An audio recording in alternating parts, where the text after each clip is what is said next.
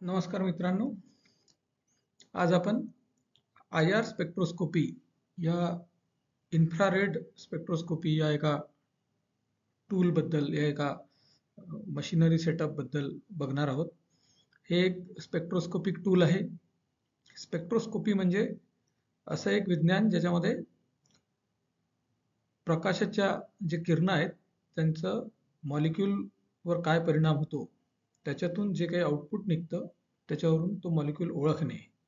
So determination of structure or determination of the functional groups in the molecule असा त्याचा एकूण स्पेक्ट्रोस्कोपीचा सगळा व्याप आहे, ज्याच्यामध्ये इन्फ्रारेड स्पेक्ट्रोस्कोपी हे एक व्हायब्रेशनल स्पेक्ट्रोस्कोपीचं टूल आहे.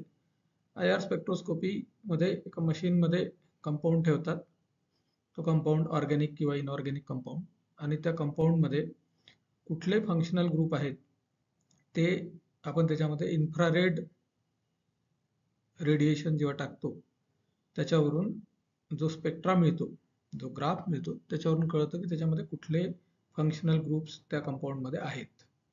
आणि त्याच्यासाठी IR स्पेक्ट्रोस्कोपी ही वापरल्या जाते. तर आपण बघू की याचं काय प्रिन्सिपल आहे, त्याच्यामध्ये काय लॉजिक आहे, आणि त्याचं इंटरप्रिटेशन जे आहे आलेल्या स्पेक्ट्राचं ते कसं करायचं, त्याच्यावरून काय ओळखायचं, त्याचे काय मर्यादा आहेत, आणि त्याचे काय स्ट्रेंथ आहेत ते आपण बघू.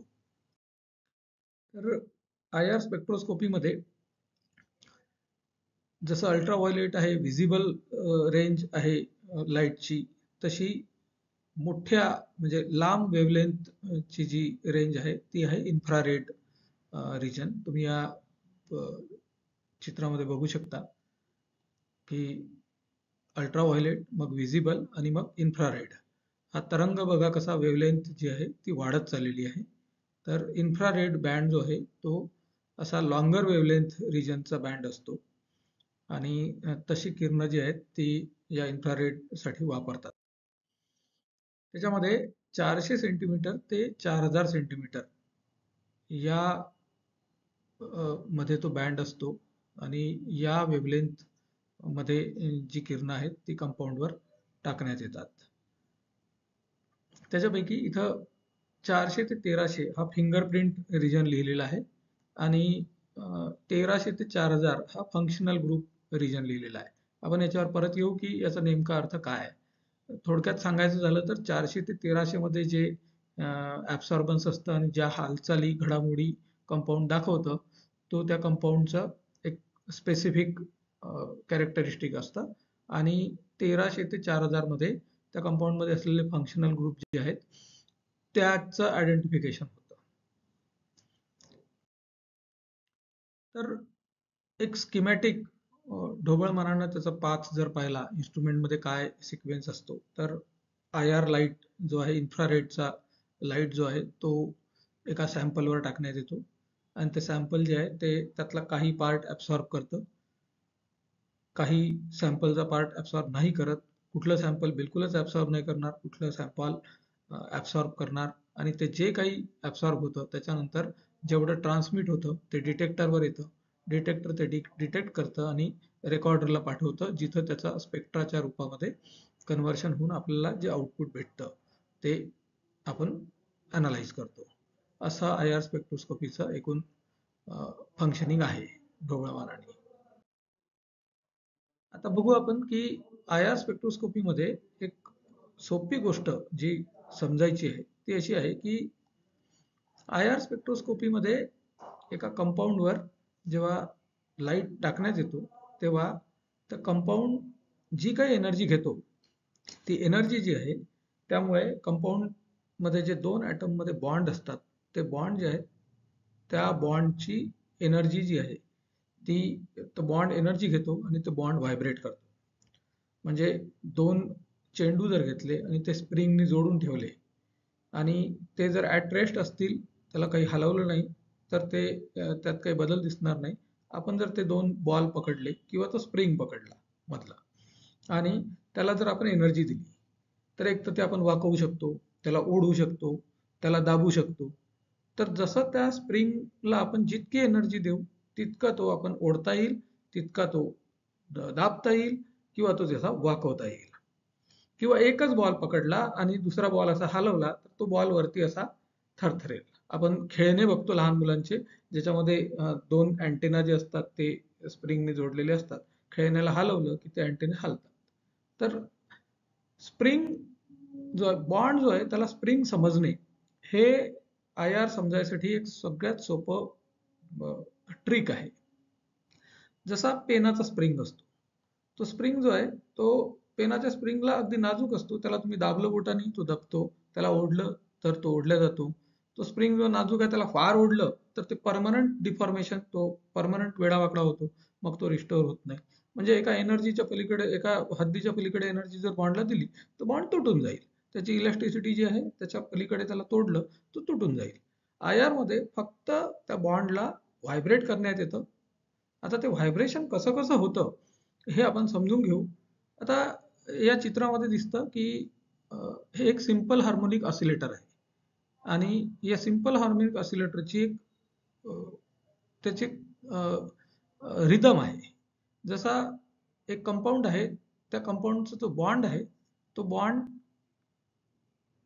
ताणल्या गेला जर हा स्प्रिंग आहे आणि त्याच्या दोन टोकाला दोन ॲटम आहेत, ते जर आपण ताणले तर याचं डिस्टन्स वाढेल, जर आपण त्याला दाबलं तर याचं डिस्टन्स कमी होईल. तर बघा इथं पर्टिक्युलरली या चित्रामध्ये हा R0 जो आहे हा म्हणजे इक्विलिब्रियम डिस्टन्स आहे, जेव्हा एनर्जी सगळ्यात कमी आहे, म्हणजे कुठलीही एनर्जी दिलेली नाही. जसजशी तुम्ही एनर्जी देता तसतसं हे डिस्टन्स जे आहे हे डिस्टन्स पासून डिव्हिएट होत जातं. मग ते कंप्रेशन असो की एक्सटेन्शन असो, दोन्ही पद्धतीने ही एनर्जी वाढली की त्याचं डिस्टन्स फ्रॉम नॉर्मल जे आहे ते डिव्हिएट होत जातं, वाढत जातं. आता याच्यात दुसरा एक फरक असा आहे की हे जे अंतर वाढत जातं हे एका टप्प्याने वाढतं. इथं बघा फ्रिक्वेन्सी जी आहे 0, 1, 2, 3 असं ते वाढत जात आहे. हे असं याच्या मधले टप्पे जे आहेत ते गाठत नाही, हे असं टप्प्याटप्प्यानेच होतं. All other energy levels are forbidden, only allowed energy levels are shown here, असा त्याचा अर्थ आहे. म्हणजे ते एका पायरी पायरीनीच होतं. दीड पायरी, अडीच पायरी असा काही प्रकार नसतो. एक पायरी, दोन पायरी, तीन पायरी, तर ते पायरीनीच एनर्जी वाढत जाते, तशीच ती कमी होते. हा क्रम जो आहे हा क्रम याच्या अधेमध्ये काही प्रकार नसतो. जसं आपण जिने चढताना दीड पायरी चढलो असं म्हणत नाही, एक पायरी चढतो किंवा दोन पायरी चढतो. तसंच त्याच्या त्या एनर्जी लेवल्स ज्या आहेत त्या काही अलाउड एनर्जी लेवल्सच आहेत, बाकी एनर्जी लेवल होत नाही, एक्झिस्टच करत नाही. तर अशा पद्धतीने हा जो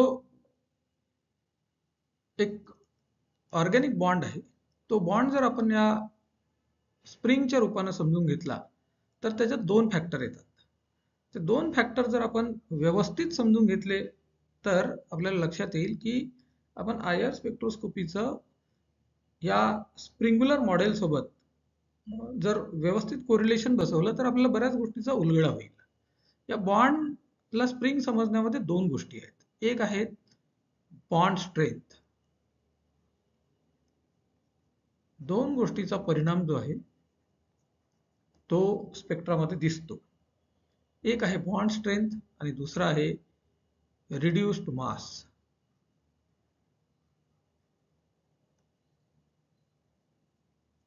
बॉन्ड स्ट्रेंथ म्हणजे स्प्रिंग कसा आहे, किती स्प्रिंगची ताकद आहे, ते म्हणजे बॉन्ड स्ट्रेंथ. स्प्रिंग जितका तगडा असेल तितकी एनर्जी जास्त लागेल, स्प्रिंग जितका नाजूक असेल तितकी एनर्जी कमी लागेल. म्हणजे पेनाचा स्प्रिंग, मग सायकलच्या स्टँडचा स्प्रिंग, मग अगदी गाडीचा शॉकअप, असं जर तुम्ही पाहिलं तर तो स्प्रिंग जो आहे तो जसजसा वाढत जातो तुम्हाला त्याचं डिफॉर्मेशन करायला, त्याला वाकवायला, त्याला ओढायला, कंप्रेस करायला ताकद जास्त लागते. तसंच आहे की बॉन्डची स्ट्रेंथ किती आहे त्याच्यावर त्याला व्हायब्रेट करायला, त्याला डिफॉर्म करायला एक एनर्जी लागते. आणि त्याच्या सोबतच दुसरा महत्वाचा घटक आहे रिड्युस्ड मास. हा रिड्युस्ड मास हा प्रकार काय आहे, तो असा आहे की त्या बॉन्डला जर आपण स्प्रिंग समजलं तर त्याच्या दोन टोकाला दोन ॲटम जोडलेले आहेत. तर हे दोन ॲटम जे जोडलेले आहेत या दोन ॲटमचं टोटल वजन किती आहे आणि या दोघांच्या वजनातली तुलना जर केली तर आपल्याला लक्षात येईल की हे रिड्युस्ड मास जे आहे ते ठरवतं की हा स्प्रिंग स्वतःहून किती हलेल. मग याला उर्वरित हलवायला, याच्या फर्दर डिफॉर्मेशनला, फर्दर व्हायब्रेशनला किती एनर्जी लागेल. आता एक मोठा ॲटम घेतला,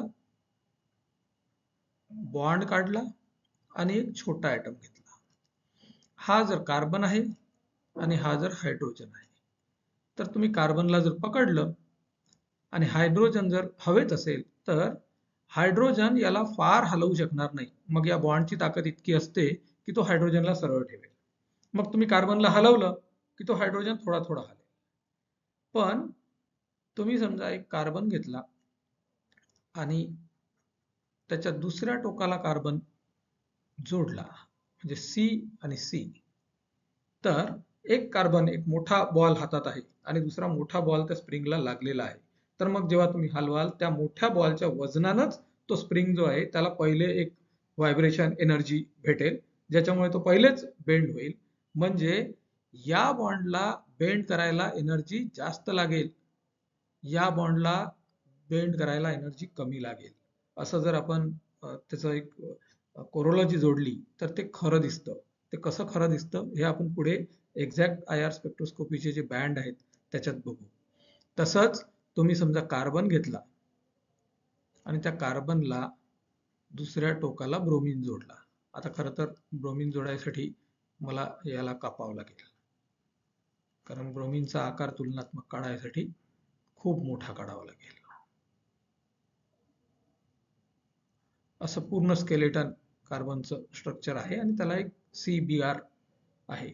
तर बघा की याचं स्वतःचं वजनच इतकं जास्त आहे की हा त्याला स्वतःहूनच वाकवेल. मग काय होईल की याची फ्रिक्वेन्सी जी आहे व्हायब्रेशनची ती आपोआप कमी झालेली असेल, ही आणखी डाऊन असेल. असं होतं खरोखर. म्हणून या दोन गोष्टी, म्हणजे बॉन्डला स्प्रिंग समजणे आणि त्याच्यानंतर त्याची स्ट्रेंथ आणि रिड्युस्ड मास, या दोन गोष्टीचा ताळमेळ जर आपण मनात बरोबर बसवला तर IR स्पेक्ट्रोस्कोपीमध्ये कुठला बॉन्ड कुठल्या फ्रिक्वेन्सीवर व्हायब्रेशन दाखवेल किंवा एक बदल दाखवेल ते आपल्याला सहज त्याचा अनुमान काढता येतो. आता जसं मी सांगितलं की व्हायब्रेशन्स, एनर्जी भेटल्यानंतर मॉलिक्यूलला काही व्हायब्रेशन्स दिसतात. तर इथं हा बॉन्ड आहे, या बॉन्डला जर स्प्रिंग समजलं तर एनर्जी दिली प्लस एनर्जी, तर एक तर स्ट्रेचिंग व्हायब्रेशन म्हणजे ओढल्या जात आहे, नाही तर बेंडिंग व्हायब्रेशन्स म्हणजे वाकत आहे. एक तर बॉन्ड असा ओढल्या जाईल, नाही तर बॉन्ड वाकेल. स्प्रिंग ओढल्या जाईल किंवा स्प्रिंग वाकेल. याच्यामध्ये स्ट्रेचिंग व्हायब्रेशन जे आहे त्याला एनर्जी जास्त लागते, बेंडिंगला एनर्जी कमी लागते. आणि त्याच्याप्रमाणेच तुम्हाला बँडमध्ये ते दिसेलही फरक. एकूण जे थरथरण्याचे प्रकार आहेत, बॉन्ड जो मूव्ह होतो, व्हायब्रेट होतो, त्याचे काही सिस्टमॅटिक प्रकार आहेत. त्याच्यापैकी एक प्रकार म्हणजे स्ट्रेचिंग, म्हणजे ओढल्या जाणे.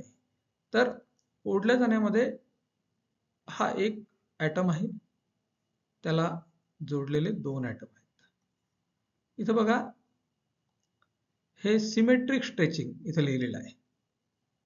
दोन्हीही दूर असे ओढल्या जात आहेत, म्हणजे सारखेच दूर ओढल्या जात आहेत, दोन्हीकडे सिमेट्रिक स्ट्रेचिंग आहे.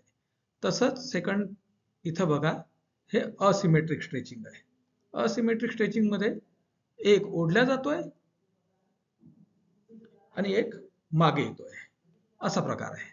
मग हे झाले स्ट्रेचिंगचे प्रकार. तर त्याच्यानंतर एक बेंडिंग येतं, जे आधी बघितलं आपण की बेंड केलं तर ते बॉन्ड वाकतो.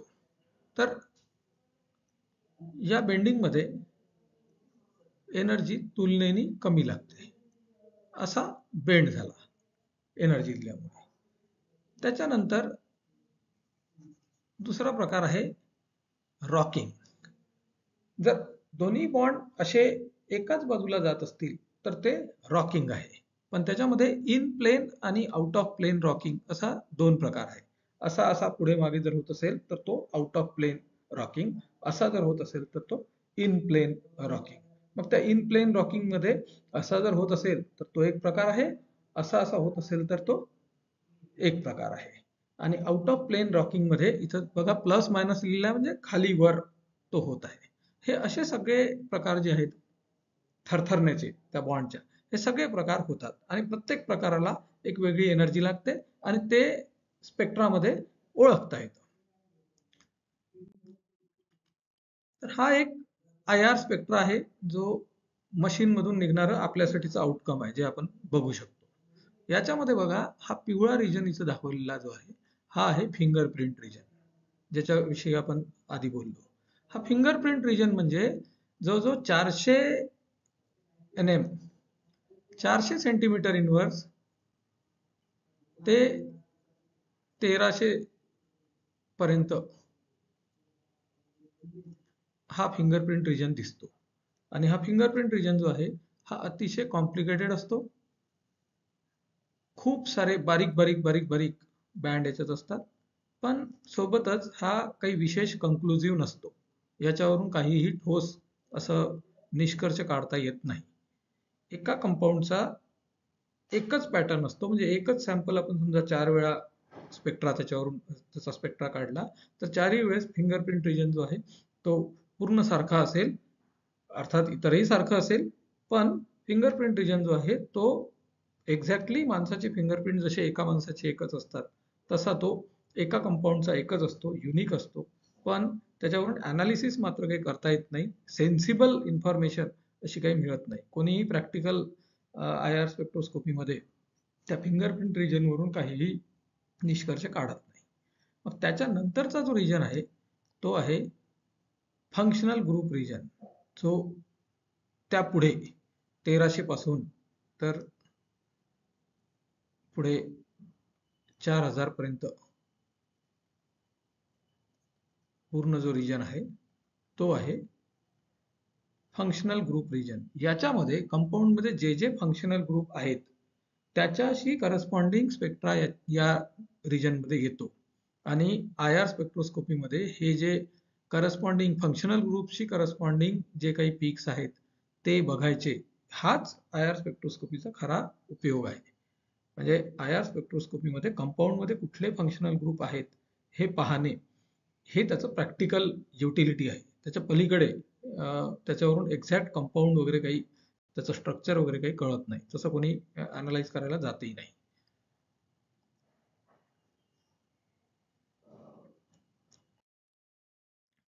आता जो मागचा स्पेक्ट्रा होता त्याच्यामध्ये हा एक पिवळा रिजन जो आता लाईट झालेला आहे.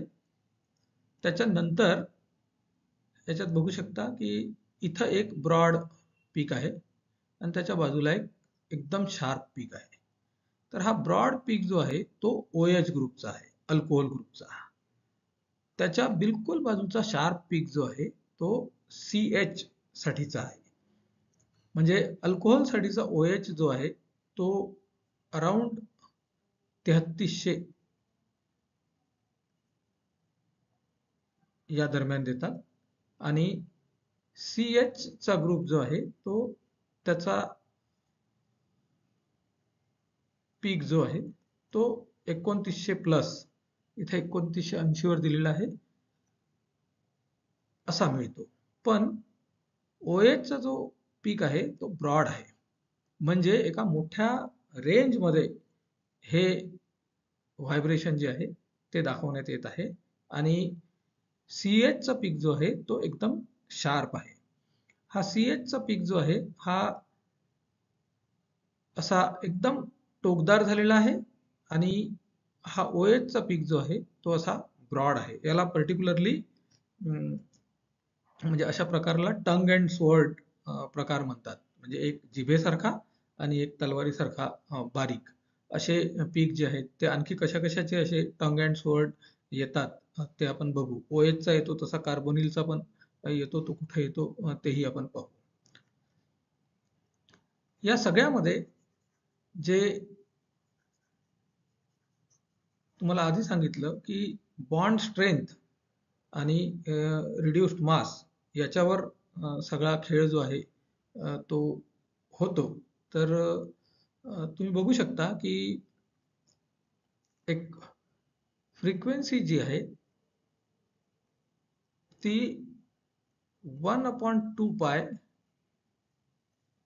√k/μ या फॉर्म्युल्यानी याची फ्रिक्वेन्सी येते. ती येते सेंटीमीटर इनव्हर्स मध्ये. फ्रिक्वेन्सी म्हणजे एका सेंटीमीटरमध्ये किती वेव्हज आहेत त्या म्हणजे त्याची फ्रिक्वेन्सी, वारंवारिता. आणि हर्ट्स म्हणजे पर सेकंद किती वेव्हलेंथ आहेत ते. आपण इथं फ्रिक्वेन्सी मध्ये मोजत आहोत. तर त्या एका इथं हा जो ग्राफ आहे याच्यामध्ये एक्स ऍक्सिस वर फ्रिक्वेन्सी आहे, वेव्ह नंबर इथं दिलेली आहे. वेव्ह नंबर, तो वेव्ह नंबर म्हणजे एका सेंटीमीटर मध्ये किती वेव्हज आहेत तो म्हणजे वेव्ह नंबर आहे. आणि या फॉर्म्युलामध्ये जर बघितलं तर के हा फोर्स कॉन्स्टंट आहे जो प्रत्येक एका बॉन्डचा स्पेसिफिक असतो, आणि म्यू हा रिड्युस्ड मास आहे. हे रिड्युस्ड मास म्हणजे दोन ॲटमचं मास जे आहे त्याचं कॉम्बिनेशन आहे. त्या म्यूचा m1 m2 upon m1 plus m2 असं जर केलं, mu is equal to m1 m2 divide by m1 plus m2, तर तुम्ही बघाल की जी फ्रिक्वेन्सी आहे ती directly proportional to force constant आणि inversely proportional to reduced mass. मग जसजसं रिड्युस्ड मास वाढत जातं तसतसं वेव्ह नंबर जो आहे तो कमी व्हायला पाहिजे. मी आधी एका चित्रामध्ये दाखवलं होतं की कार्बन हायड्रोजन, कार्बन कार्बन आणि कार्बन ब्रोमिन मध्ये कसं फ्रिक्वेन्सी जी आहे, वेव्ह नंबर जो आहे तो कमी होत जातो. तो कमी ह्याच्यासाठी होतो कारण डिनॉमिनेटर मध्ये रिड्युस्ड मास येतं. म्हणजे रिड्युस्ड मास वाढत गेलं टोटल की जो वेव्ह नंबर आहे तो कमी होत जातो. हा एक डी ग्लुकोजचा स्पेक्ट्रा इथं दाखवलेला आहे. हा स्पेक्ट्रा मशीन मधून आला. या स्पेक्ट्रामध्ये जर तुम्ही पाहिलं तर इथं एक फिंगरप्रिंट रिजन आहे, हा सगळा रिजन, आणि एक फंक्शनल ग्रुप रिजन आहे. पण एवढं सगळं असतानाही हा स्पेक्ट्रा बाहेर निघाल्यानंतर हा डी ग्लुकोजचा स्पेक्ट्रा आहे हे न सांगता कोणालाही कळू शकत नाही. कोणीही असं त्याचं कंक्लुजन काढू शकत नाही, कारण की तसं कंक्लुजन काढायचंही नसतं. एक्झॅक्ट स्ट्रक्चर जे आहे ते काही आय स्पेक्ट्रावरून कळत नाही. त्याच्यामुळे मी हा फक्त तेवढ्यासाठीच दाखवलेला आहे की हा डी ग्लुकोजचा स्पेक्ट्रा आहे. हे इथं लिहून आहे म्हणूनच आपण काहीतरी त्याचा अंदाज बांधू. पण प्लेन स्पेक्ट्रा निघाल्यानंतर तो कोणत्या कंपाऊंडचा आहे असं सांगितल्याबरोबर कोणीही कंपाऊंडचं नाव काही सांगू शकत नाही. फक्त त्यात जे काही व्हायब्रेशन्स आहेत त्याच्यावरून फंक्शनल ग्रुप कुठले कुठले आहेत या कंपाऊंड मध्ये तेवढं मात्र सांगता येतं. परत एकदा बघा इथं की याच्यात एक ब्रॉड स्पेक्ट्रा आलेला आहे OH शी रिलेटेड, आणि हा CH शी रिलेटेड शार्प आलेला आहे. तो अशा कुठल्याही कंपाऊंड मध्ये येतोच.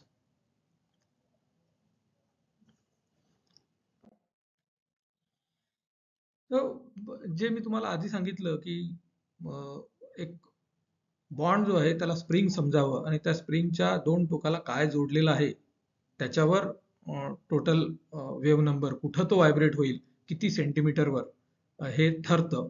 ते इथं तुम्हाला स्पेसिफिकली पाहता येतं. इथं काही छान एक टेबल दिलेला आहे, उदाहरणं आहेत तिथं, आपण बघूया. CH चा वेव्ह नंबर 3000, म्हणजे याचा जो पीक दिसेल तो 3000च्या आसपास दिसेल. तर कार्बन म्हणजे 12, हायड्रोजन म्हणजे 1, तर 12 गुणिला 1 भागिला 12 अधिक 1 म्हणजे किती झालं? 12/13. 12/13 म्हणजे 0.92. हा 0.92 जे आहे ते ॲटॉमिक मास युनिट, याचं रिड्युस्ड मास जे आहे ते झालं 0.92. मग 0.92 जेव्हा याचं मास आहे तेव्हा रिड्युस्ड मास आहे तेव्हा हा 3000 सेंटीमीटरवर पीक देतो. जसं रिड्युस्ड मास वाढत जातं, कार्बन ऑक्सिजन म्हणजे 12 गुणिला 16 भागिला 12 प्लस 16 असं जर करत गेलं तर प्रत्येक वेळेस तुम्हाला दिसेल की रिड्युस्ड मास वाढत जातं, आणि रिड्युस्ड मास वाढत गेलं तर ज्या फ्रिक्वेन्सीवर त्याने पीक द्यायचं आहे ते कमी होत जातं. हे बघा, इथं 3000 आहे, इथं 1150 आहे. कार्बन ब्रोमिन फरक खूप आहे, रिड्युस्ड मास पण खूप जास्त आहे, तर 600. हे असं का होतं? हे तर आकडे आहेत, हे कॅल्क्युलेशन आपण करू शकतो. पण या कॅल्क्युलेशन मध्ये गंमत काय आहे ती बघण्यासारखी आहे. ती ही आहे की हे असं का होतं, हे जर आपण प्रॅक्टिकली समजून घ्यायचा प्रयत्न केला तर तुम्हाला एक लक्षात येईल की एका स्प्रिंगला 2 चेंडू जर जोडलेले आहेत तर जे होतं तेच इथं होतं. म्हणजे एक टेनिस बॉल, एक टेबल टेनिसचा बॉल, आणि एक अगदी छोटा कंच्यासारखा बॉल, आणि त्यांचे वजन पण कमी कमी आहेत. मग कार्बन जो आहे त्याला जर तुम्ही हायड्रोजन जोडला, कार्बन 12 आहे, हायड्रोजन 1 आहे, तो स्पियर जो आहे तो इतका आणि इतक्याचा फरक आहे. म्हणजे खरं तर कार्बन आणि हायड्रोजन काढताना असाच काढायला पाहिजे, पण आपण जरी हे असं लिहिलं तरी हा सी आहे, हा एच आहे. मग हा सी कुठल्या तरी कंपाऊंड मध्ये कुठेतरी एका ठिकाणी आहे, म्हणजे तो पेंटॅगॉन असेल आणि असं असेल. म्हणजे हा सी जो आहे हा हेल्डअप आहे, हा अटकलेला आहे. फक्त काही कार्बन आणि हायड्रोजन नाही आहे, कार्बन सोबत इतरही कार्बन्स आहेत आणि एक स्केलेटन आहे कंपाऊंड. मग अशा एका स्केलेटनच्या अँटेना सारखं बॉन्ड निघालेला आहे, त्याला हायड्रोजन आहे. तर या हायड्रोजनची ताकद जी आहे ती किती असणार की तो स्वतःहून त्या बॉन्डला वाकवणार. त्याच्यामुळे त्याची इनहेरंट स्ट्रेंथ जी आहे या बॉन्डला डिस्टॉर्ट करण्याची ती फार कमी आहे. त्याच्यामुळे तुम्हाला जेव्हा रेडिएशन टाकता तेव्हा या बॉन्डला व्हायब्रेट करायला जे लागतं ते हायर फ्रिक्वेन्सीवर रेकॉर्ड होतं. म्हणून याचा वेव्ह नंबर या बॉन्डशी करस्पॉन्डिंग तो मोठा येतो. तुम्ही कार्बन घ्या आणि कार्बनला कार्बन जोडा. कार्बन कार्बन समतुल्य आहे. मग हा कार्बन जर स्केलेटन मध्ये कुठेतरी हेल्डअप असेल इकडचा, आणि हा कार्बन जर दुसरीकडे हेल्डअप असेल, म्हणजे आणखी वजन वाढेल. नसेल जरी, या कार्बनला फक्त हायड्रोजनच जोडलेले आहे समजा, तरीही हा कार्बन जो आहे तो कार्बन स्वतःच्या वजनाने या बॉन्डला त्याची स्ट्रेंथ जी कमी करतो, त्याच्यामुळे ते जे सी सी बॉन्ड जे आहे तो येतो अराउंड 1100 सेंटीमीटर इनवर्स. मग कार्बन ब्रोमीन घ्या, तर ब्रोमीनचा साईज आणखी मोठा काढावा लागेल. हा ब्रोमीन, हा इकडे हेल्डअप आहे स्केलेटन मध्ये. तर मग एवढा मोठा गोळा जो आहे तो वरती जर एकटा असेल तर तो गोळा स्वतःच्याच वजनाने त्या बॉन्डला पहिले तर व्हायब्रेट करेल, आणि त्याचं व्हायब्रेशन झालं म्हणजे त्या बॉन्डला थोडा तणाव आला की त्याच्यानंतर उर्वरित एनर्जी जी आहे व्हायब्रेट करायला ती कमीच लागेल, आणि त्याच्यामुळे रिझल्टंट पहा तुम्ही 600 सेंटीमीटर इनवर्स इतक्या कमी वेव्ह नंबरवर हा पीक दाखवतो. सगळेच्या सगळे कार्बन हॅलोजन जे आहेत ते 600 700 800 850 या रेंजमध्येच त्याचं व्हायब्रेशन दाखवतात, कारण की हॅलोजन मोठा असतो. ब्रोमीन आहे, क्लोरीन आहे, आयोडीन आहे, हे सगळे हेवियर आहेत, आणि ते जर कार्बनला जुळून असतील तर त्या बॉन्डवर ऑलरेडी तणाव असेल, आणि त्याच्यामुळे जो वेव्ह ज्या पीकवर तो दाखवायला पाहिजे ते ऑलरेडी 600 ते 800 मध्ये असतो. तुम्ही याची तुलना कार्बन हायड्रोजन सोबत करू शकता. म्हणून स्प्रिंग्युलर नेचर ऑफ बॉन्ड हे जर आपण त्याला नीट इमॅजिन केलं तर आय आर स्पेक्ट्रोस्कोपीच्या सगळ्या बॉन्डचं बिहेवियर जे आहे ते आपल्याला सहज समजून घेता येतं. आता याच्या व्यतिरिक्त दुसरा पार्ट जो आहे तो आहे बॉन्डची स्वतःची स्ट्रेंथ. मी सुरुवातीलाच म्हटलं, रिड्युस्ड मास हा एक परिणामकारक घटक, आणि दुसरा बॉन्डची स्वतःची स्ट्रेंथ. म्हणजे सिंगल बॉन्ड आहे, डबल बॉन्ड आहे की ट्रिपल बॉन्ड आहे. जर स्प्रिंगच स्वतःमध्ये वेगवेगळ्या ताकदीचा असेल तर जितक्या ताकदीचा स्प्रिंग असेल तितकी आपल्याला ताकद, जितका स्ट्रॉंग स्प्रिंग असेल तितकी आपल्याला ताकद जास्त लागणार. तर मग तसं जर याच्यानंतर आपण बॉन्डची स्ट्रेंथ जी आहे ती कशी परिणाम करते ते बघू. तर single bond, double bond, triple bond असं बॉन्डची स्ट्रेंथ वाढत जाते. म्हणजे एक जर सिंगल बॉन्ड असेल तर त्यात सिग्मा बॉन्ड असतो. कार्बन कार्बन मध्ये डबल बॉन्ड असेल तर एक सिग्मा असेल, एक पाय असेल. म्हणजे पाय बॉन्ड जरी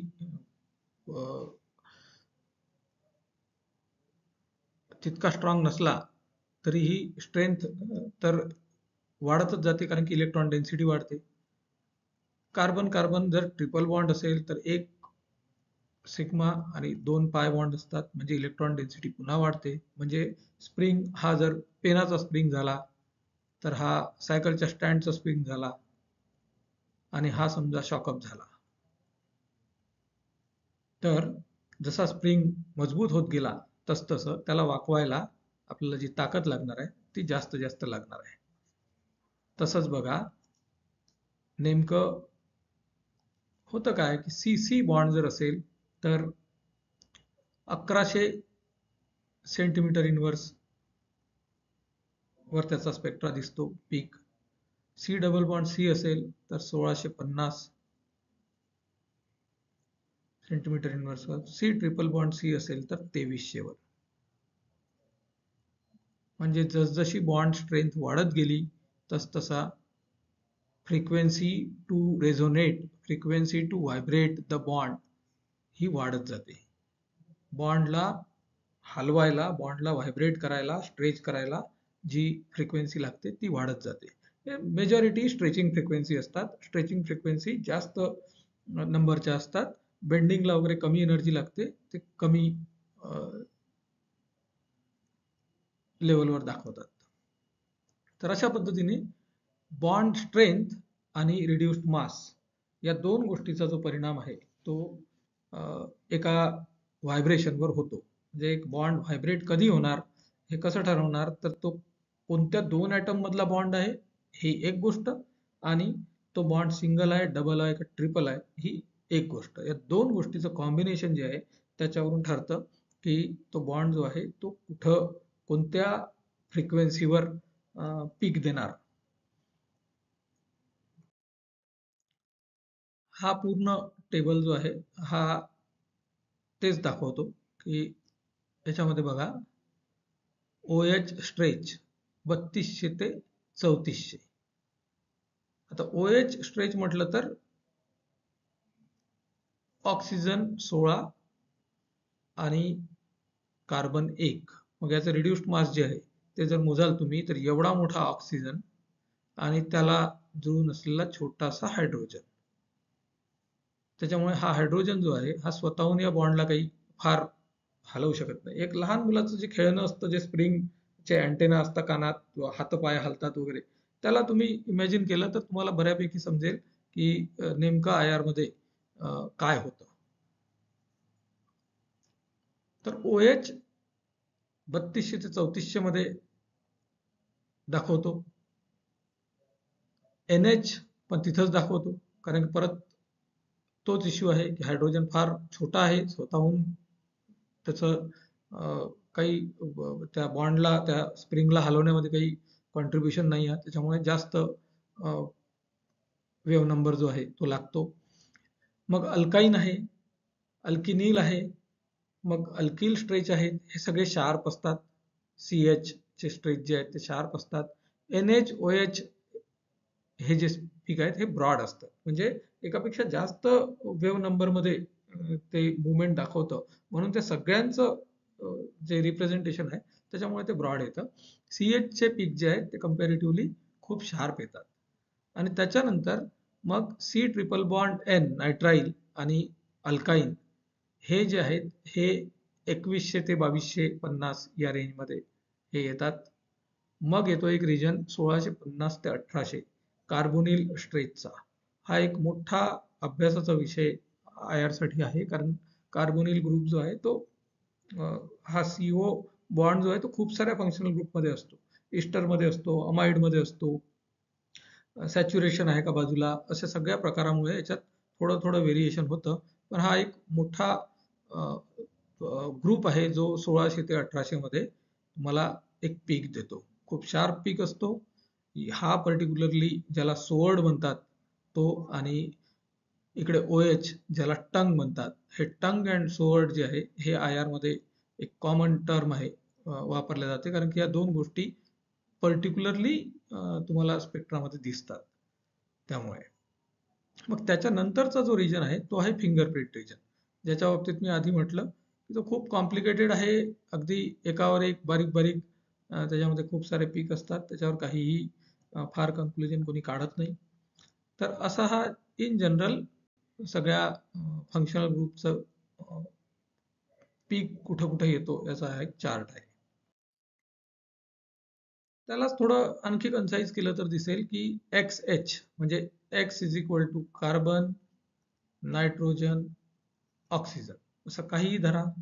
त्याला जर हायड्रोजन जोडलेला असेल तर त्याचा सिंगल बॉन्ड टू हायड्रोजन म्हणजे X single bond H, carbon single bond H, nitrogen single bond H किंवा OH, या सगळ्यांचे पीक जे आहेत ते बघा 2700 ते 3600 हे असे 3000च्या रेंजमध्ये जे दिसतात. त्याचं कारण हेच सांगितलेलं आहे मी. जसं हायड्रोजन हा फार छोटा आहे, त्याच्यामुळे टोटल रिड्युस्ड मास जे आहे ते याचं फार कमी असतं, त्याच्यामुळे हे जास्त फ्रिक्वेन्सीवर येतात. त्याच्यानंतर triple bond x, triple bond x, मग याच्यामध्ये C ट्रिपल बॉन्ड C, मग C ट्रिपल बॉन्ड N, हे दोनच प्रकार. कारण N ट्रिपल बॉन्ड N आणि किंवा O डबल बॉन्ड O हे IR स्पेक्ट्रा देत नाही, कारण की हे नॉन पोलर मॉलिक्यूल आहेत आणि नॉन पोलर मॉलिक्यूल मध्ये काहीही बदल जो आहे तो त्या बॉन्ड मध्ये फार होत नाही. स्वतःची पोलॅरिटी काहीच नसल्यामुळे ते ऑलमोस्ट इनॅक्टिव्ह असतात, त्याच्यामुळे ते कन्सिडर होणारच नाही. मग X डबल बॉन्ड X, त्याच्यात परत C double bond C, N double bond N, azo compounds मध्ये जसे असतात तसे, हे सगळेच्या सगळे 1900 ते 1500 या रिजन मध्ये येतात. हे 1900 ते 2700 मध्ये, आणि त्याच्यानंतर X सिंगल बॉन्ड X, म्हणजे हा सरळ सरळ C single bond C, N single bond N, हे सगळे 500 ते 1500 मध्ये. कारण इथं सरळ सरळ इलेक्ट्रॉन डेन्सिटी म्हणजे bond strength, single bond, double bond, triple bond याच्याप्रमाणे हे वाढत गेलेलं आहे बघाल तर. आणि हे हा रिड्युस्ड मास इफेक्ट आहे, जो H सोबत अटॅच असतो तो एकदम वरती दाखवतो. अशा पद्धतीने तुम्ही IR स्पेक्ट्रा जो आहे तो एकेकाचा अनालाइज करू शकता. आणि इथं बघा, rounded peak in the region around 3400 ते 3200 फॉर हायड्रॉक्सिल ग्रुप. तो हायड्रॉक्सिल ग्रुपचा एक आणि कार्बोनिल ग्रुपचा एक, हे दोन, म्हणजे एक असा ब्रॉड OH चा आणि एकदम इकडे येणारा शार्प CO चा, हा झाला सोवर्ड आणि हा झाला टंग. हे दोन पर्टिक्युलरली IR स्पेक्ट्रामध्ये लोक आवर्जून बघतात, आयडेंटिफाय होतात लवकर, त्याच्यामुळे या दोन पीकला फार महत्व आहे. आणि त्यातला राहिला हा कार्बोनिल ग्रुप. तर कार्बोनिल ग्रुपच्या बाबतीत आपण पर्टिक्युलरली बघू की त्यात काय काय व्हेरिएशन येऊ शकतात, कार्बोनिल ग्रुप किंवा इवन अल्कीन. तर त्या गोष्टी जर आपण एक एक्झाम्पल म्हणून पाहिलं तर आपल्याला दिसेल की जसं एक कार्बोनिल ग्रुप आपण सरळ आयसोलेटेड कार्बोनिल ग्रुप घेतला, तर कार्बोनिल ग्रुपशी रिलेटेड याचा जो पीक आहे तो 1720 वर याचा पीक येतो. 1720 सेंटीमीटर इनव्हर्स वर याचा पीक येतो. पण तोच पीक जो आहे तो जर अनसॅच्युरेशन असेल बाजूला, तर हाच पीक जो आहे तो 1700 वर येतो. हे असं का होतं तर अनसॅच्युरेशन जर असेल तर याचं डबल बॉन्ड कॅरेक्टर जे आहे ते आपोआप कमी होतं. म्हणजे हा असा रेझोनेटिक स्ट्रक्चर दाखवतो. हा बॉन्ड इकडे आणि हा बॉन्ड इकडे. त्याच्यामुळे याचं डबल बॉन्ड कॅरेक्टर जे आहे ते तुलनेने कमी होतं. म्हणजे हा काही वेळेस डबल बॉन्ड आहे आणि काही वेळेस सिंगल बॉन्ड आहे. म्हणजे इन बिटवीन जर पाहिलं तर हा दीड बॉन्ड आहे असं समजावं. तसं म्हणजे त्या टर्म मध्ये कोणी बोलत नाही, but it is somewhere in between the double bond and single bond. आणि त्याच्यामुळे त्याची बॉन्ड स्ट्रेंथ कमी होत जाण्यामुळे त्याचं जे रेझोनेटिंग फ्रिक्वेन्सी आहे, ज्या फ्रिक्वेन्सीवर त्यांनी पीक दाखवायचा, ते कमी होतं. सो नेबरिंग सॅच्युरेशन जे आहे ते एखाद्या बॉन्डचा पीक जो आहे त्याला शिफ्ट करतं. हा इफेक्ट जो आहे हा कार्बोनिल ग्रुपवर बाजूच्यामुळे पडतो. म्हणजे फक्त कार्बोनिल ग्रुप जो आहे तो कित्येक प्रकारचा राहू शकतो, पण त्याच्या सराउंडिंग काय आहे एन्व्हायरमेंट त्याच्यावर तो पीक जो आहे तो थोडा थोडा शिफ्ट होतो. म्हणजे हेही एक त्याचं आयडेंटिफिकेशन कॅरेक्टरिस्टिक आहे की तो आयसोलेटेड कार्बोनिल ग्रुप आहे की बाजूला त्याच्या अनसॅच्युरेशन आहे. त्याच्यानंतर जर आपण फर्दर एक्झाम्पल घेतो म्हटलं तर हेच ॲरोमॅटिक मध्ये होतं. ॲरोमॅटिक जो म्हणजे असाइल टाईप ग्रुप आहे किंवा ॲसिटोफिनॉन आहे समजा, तर इथेही हा डबल बॉन्ड जो आहे त्याच्यामुळे हा डबल बॉन्ड जो आहे कार्बोनिल याचं कॅरेक्टर जे आहे ते पूर्ण डबल बॉन्ड राहत नाही आणि हाही 1700 सेंटीमीटर इनव्हर्स दाखवतो. मग ॲरोमॅटिकसाठी दुसऱ्या रिजनमध्ये बघायचं की ॲरोमॅटिकचे सी डबल बॉन्ड सीचे स्ट्रेच आहे का, ते ॲरोमॅटिकचे आहे की ॲलिफॅटिकचे आहे, त्याच्यावरून पुढचं कन्क्लुजन जे आहे ते काढायचं. मग त्याच्यानंतर आहे एक डबल बॉन्ड जो आयसोलेटेड डबल बॉन्ड आहे आणि दुसरा एक डबल बॉन्ड आपण काढूया जो कॉन्जुगेटेड डबल बॉन्ड आहे. तर यात हा जो आयसोलेटेड डबल बॉन्ड आहे हा 1650 वर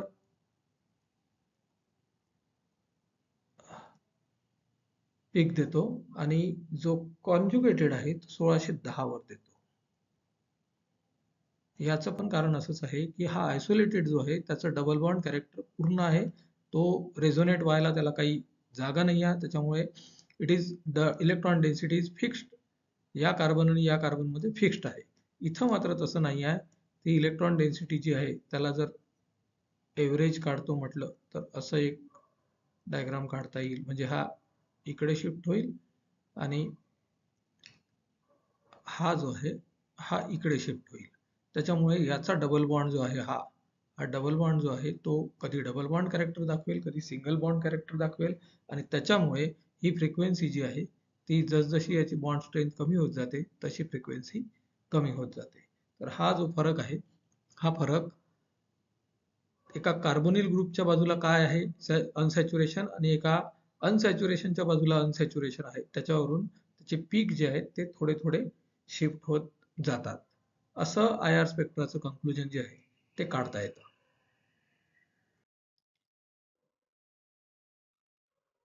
तर हे सर्व जे काही डिस्कशन आहे त्या डिस्कशनच्या मागे सगळ्यात मूलभूत गोष्ट जी आहे जी वारंवार लक्षात ठेवायची ती म्हणजे आय आर स्पेक्ट्रा जो आहे त्याचं फंडामेंटल जे आहे ते हुक्स लॉ मध्ये समजलं जातं. तो हुक्स लॉ म्हणजे स्प्रिंगचं बिहेवियर कसं आहे ते सांगणारा. आणि तो स्प्रिंग जो आहे तो स्प्रिंग म्हणजे आपण जर बॉन्डला स्प्रिंग कन्सिडर केलं तर आपल्याला दिसेल की सगळ्या ॲटम्सचं जे व्हायब्रेशन आहे ते व्हायब्रेशन कधी होईल, कुठल्या फ्रिक्वेन्सीवर होईल, हे आपल्याला त्याच्या बॉन्ड स्ट्रेंथवरून आणि रिड्युस्ड मासवरून कळतं. आणि तुम्ही बघाल की जर तुम्हाला नायट्राईलचा आणि अल्किनचा पीक पाहिजे असेल तर हे 2050 ते 2200 हा जो रिजन आहे एका